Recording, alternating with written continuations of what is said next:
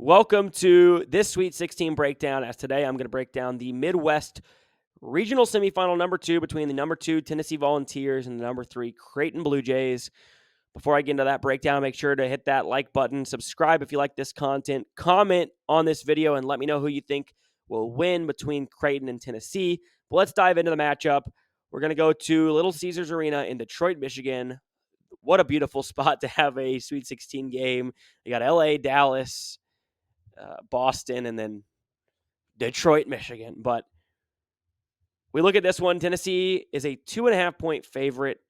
Total is up 2 points from 142.5 up to 144.5. We did see Tennessee get to -3 before we saw some buyback on Creighton today. It's sitting back at 2.5. Tennessee's path to get here, they defeated number 15 St. Peter's in dominating fashion, 83-49. Then took down number 7 Texas, squeaked it out 62-58. Very close game. Longhorns gave them all they could handle late in that game. Creighton defeated number 14 Akron 77-60. Did cover the number there. And they also covered, although the score is a bit deceiving, 86-73 win over the Oregon Ducks in double overtime. And Creighton trailed by 4 with under 35 seconds to play in that game and found a way to force overtime and win it. And credit to Greg McDermott, execution down the stretch, got it done, got the Blue Jays back to the Sweet 16 the second straight season. They were in the Elite 8 last year, came up just 1 point short of a Final Four run, trying to get to the Final Four for the first time under McDermott.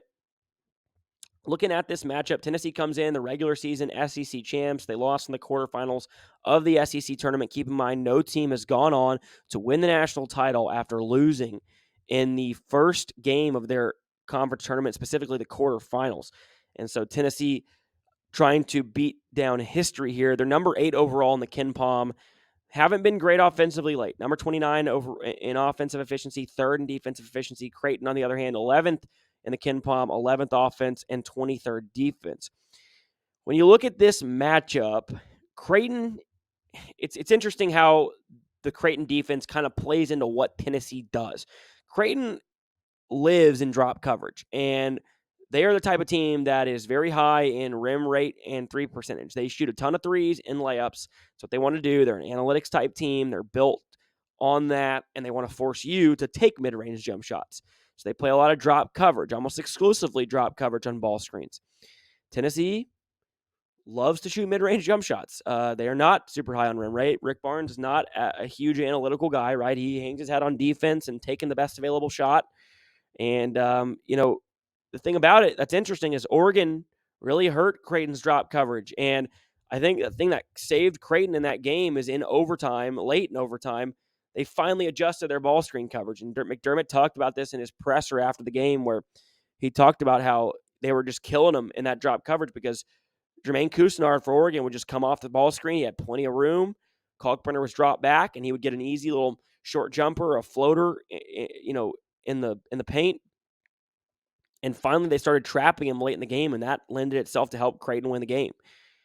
If they don't make that adjustment, I'm not sure they win the game. And so, interesting to see if they come out in that drop coverage. I would venture to guess they will, because Tennessee has not shot the ball well as of late. And speaking of that, their last 6 games, the Volunteers from 3, 53 of 178. That is under 30%, 29.8%.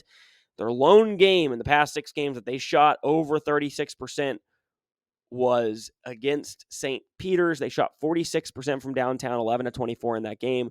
Obviously, St. Peter's, the worst defensive team they played in that stretch. For a lot of the season, they weren't bad from beyond the three-point line, right? They were probably in the top 100 for a good portion of the season with Connect and Vescovi. I don't know how to pronounce it ever, but they've really struggled as a whole lately. Ziegler has not shot the ball well. Connect has had his struggles in the last, couple weeks. Vescovi has not shot it well. They've had nobody really come off the bench and shoot it well for them. So they have struggled. And you can look at this 2 ways. They shot 3 of 25 against Texas from downtown. So you can look at this as Tennessee has shot the ball horrifically, and that's going to be really hard to beat Creighton. Or you can look at it the fact that they shot 3 of 25 from 3 and won the game against Texas because they're that elite defensively and can find other ways to score through offensive rebounding, connect ISOs, Um, their defense is obviously phenomenal. We can touch on that. They're fourth in effective field goal percentage, the third overall defense. They're top 30 in both 2-point and 3-point field goal percentage defense.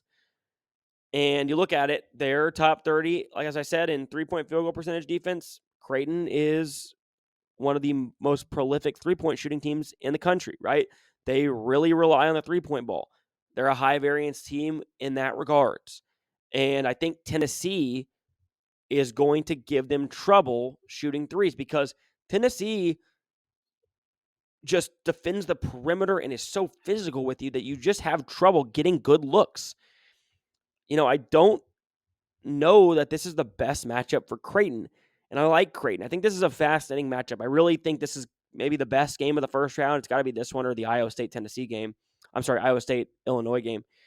Tempo is going to be interesting here because I think Creighton actually wants to play this game at a slower half-court pace. Even with the fact that Tennessee is an elite defense in the half court, I don't think Creighton wants to run with Tennessee. Tennessee has the athletes.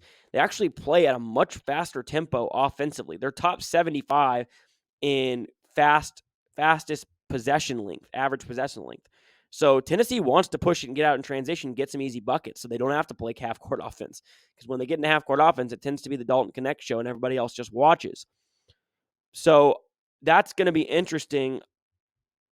I disagree with the total move. I would lean under here. I'm never betting a Tennessee over the way they're shooting the ball lately and the way they defend people.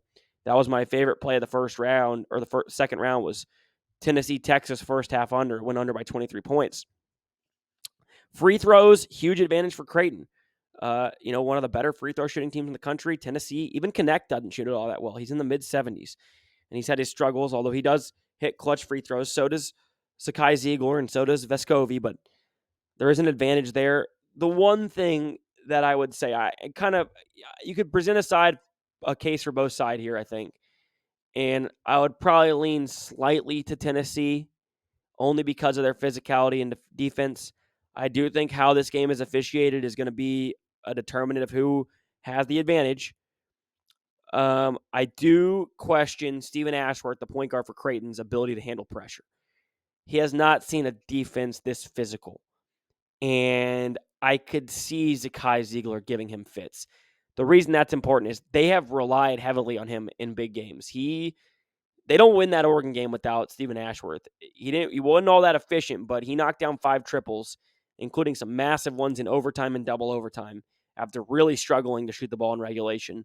So I think Ashworth is going to struggle with Zakai Ziegler's pressure. For that, I would kind of lean towards Tennessee. That said, I think this is really interesting because it's similar to the Houston-Duke game. If I were betting this game, and like I said, if I had to bet this game pre-game, I'm leaning to the under. The markets moved this line 2 points up. Not only do I disagree with the move, I think you're getting a better number now. I'm just never betting a Tennessee over in a tournament game with Rick Barnes as the coach, let alone in a Sweet 16. Their defense isn't going to be bad. They're always going to have good defense. So it's going to be the offense that struggles if Rick Barnes, pulls a Rick Barnes in this spot. Creighton wants to play slow. So this is tempo-wise is going to lend itself to an under anyway. But I think the way to play it on the side is similar to Duke Houston. Watch the game live. Watch the first 5-6 minutes of the game. If the foul counts 1-0 either way, that's going to really favor Tennessee. And I think they have a good chance to win and cover the spread if that's the case. If the game's called very tight and it's 2-3 or 3-4 in the first 6-7 minutes, foul count, and it looks like we're going to be bonus at 10 minutes, that lends itself to Creighton style. Creighton's a better free throw shooting team. Creighton does not foul at a high rate. So I would lean Creighton as a live dog there. I venture to guess the later in the tournament, the less calls we see, I think Tennessee's probably going to be the side here, but you can make a case for either. I would watch it live and make a pick that way. Overall, I'll pick Tennessee to advance. Look to bet it live. Look to the under. Hope you enjoyed this breakdown. If you did, check out my other breakdowns. I'm doing all the Sweet 16 games. I'll be back for the Elite 8 on Friday. Thank you guys for tuning in. Enjoy this matchup between the Volunteers and the Creighton Bluejays, and we will see who takes on the winner of that Purdue and Gonzaga game in this Midwest region. Detroit, Michigan for the Elite Eight coming up Saturday.